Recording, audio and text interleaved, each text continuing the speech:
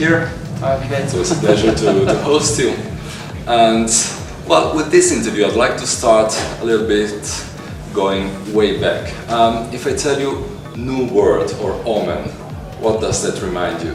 Oh, that Prudio was actually one of the most new, one of, I would say, one of the biggest clubs I started playing in my town. So it really makes part of my career as a DJ. Yeah, let's say it's one of the most important clubs I played when I was starting to DJ. What was the vibe at that time there? Because I guess it was one of the best periods for Madrid. Yeah, probably. Let's say the best periods for, I think maybe the whole Spain, but also for Madrid. It was the end of the 80s and starting in the beginning of the 90s. So that time it was about 91, 92. So the vibe, it was maybe a little bit different from these days, because now it's like electronic music is more popular, right? So it gets bigger, so maybe it gets different. I would say it was fresh in that time. It was early years, so everyone was getting crazy with this kind of music. So it was the beginning of electronic music, that's what in Madrid. So yeah, it's a bit different. I wouldn't say it was better or just different. What were you playing at that time? Actually, I was playing in two different clubs at that time. Well, the first club where I used to play on Friday and Saturday night was during the night.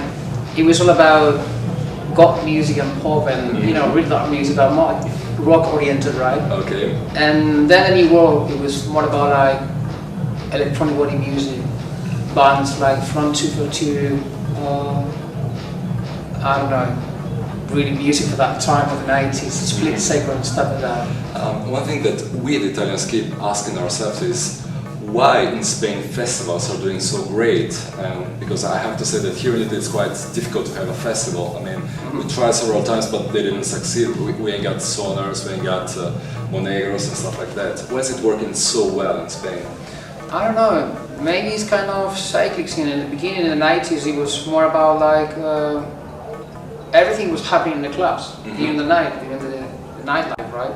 So it was all about clubs, but then let's say like 10 years or 8 years ago, these festivals started happening, and started doing very well.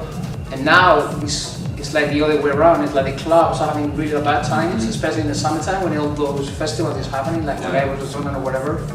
So then the summertime for the clubs it's not doing that well, but the festival is still growing up and growing up. I don't know. In my case, it's really different thing. Like playing in a club or playing in a festival, it really makes a big difference. But I don't know exactly why is the reason.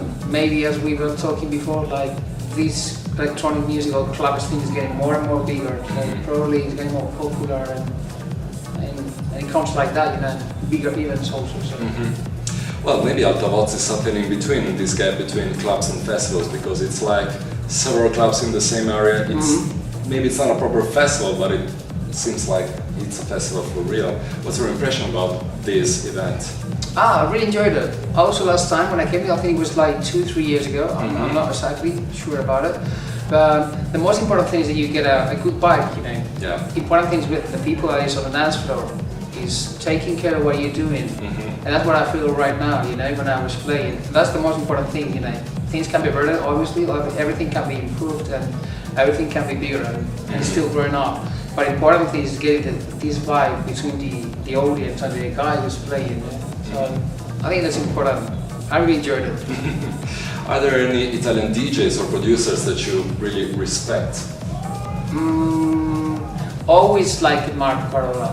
Always like as a DJ. I don't know, I really like his skills like DJ.